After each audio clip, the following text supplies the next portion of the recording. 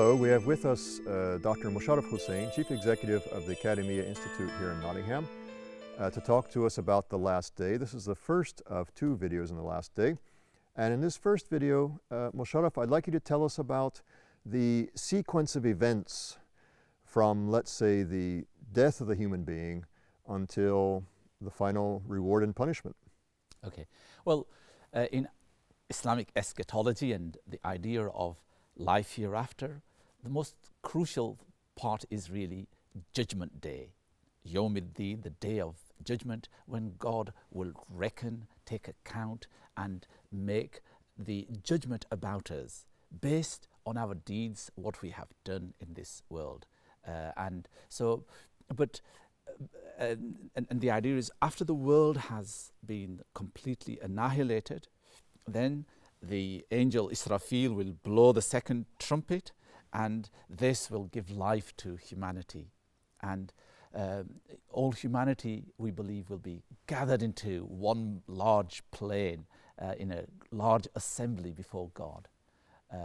However, people will be standing there waiting, and God will be as though he's not responding, and suddenly, people will get obviously very irritable, and they will go to Adam for help, do something. And this is where the intercession begins as well. But Adam will decline, interceding, and then the whole assembly will move to another prophet until they come to Jesus. Jesus will point him to the prophet Muhammad, who will then ask God to begin the day of judgment. So this is where the judgment will begin.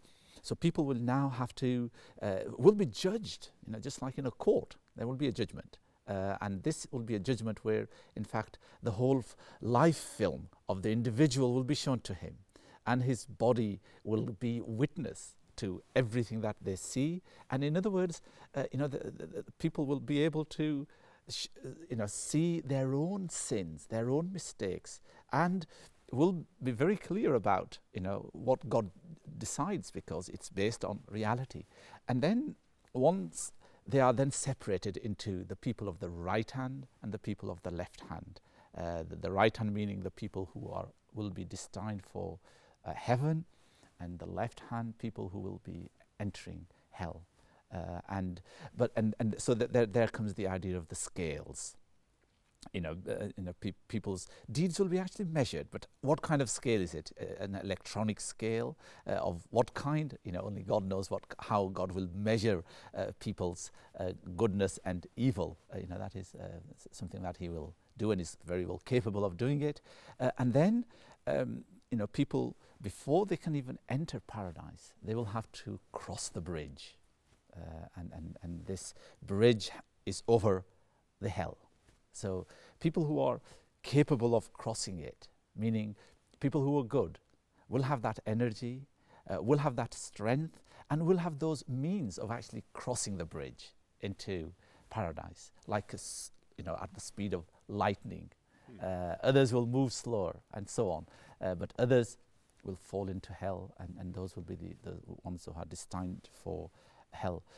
There are many other smaller things that will be happening, like the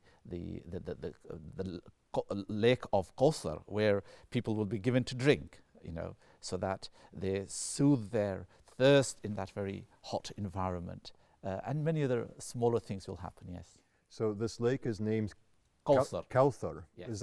What's that mean? Kawthar? Well, Kawthar means abundance, plentiful, and in fact, this is something God gave to the prophet, as a gift, that you will have Kawthar, and when humanity is in that dire need, you will be able to quench their thirst. What happens to the human being between death and this final resurrection and judgment?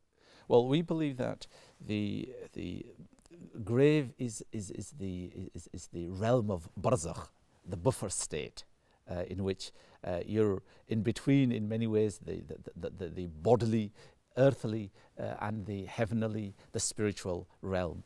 And we believe in the idea of the punishment in grave, or the paradise in this state, because the Prophet talked about the grave being a pit of fire, or a garden of paradise. The idea is that it's not a empty, neutral nothingness. No, it is actually a very specific state of souls, living in a very specific state. Yes. And then moving to the very end with paradise and the fire, or heaven and hell, what is the Muslim conception of paradise and the Muslim conception of hell? What's it going to be like? Well, it's very interesting because the Prophet said, you can't imagine what you will see and what you will hear and what you will taste. It's just unimaginable. The delights, the beauty, the splendor of paradise.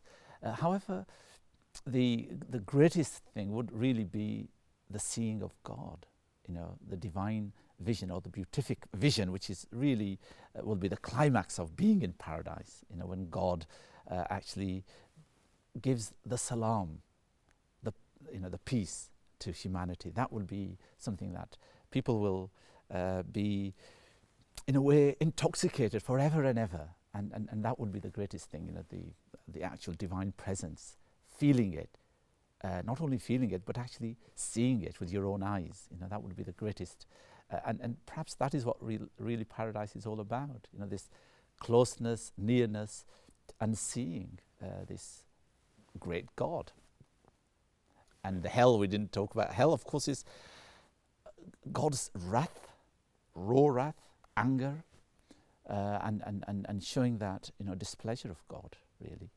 And the Quran talks about the blazing flames of hell, the Sa'ir and the Jahim and Jahannam, and uses 7 different names for hell, really, describing its awfulness and the sense that people will be absolutely distressed, hopeless in it, and of course feel a great loss.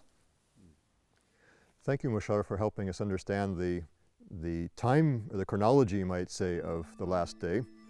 A second video we're going to have, we'll look at intercession and sin, and how intercession perhaps helps people overcome sins to attain paradise.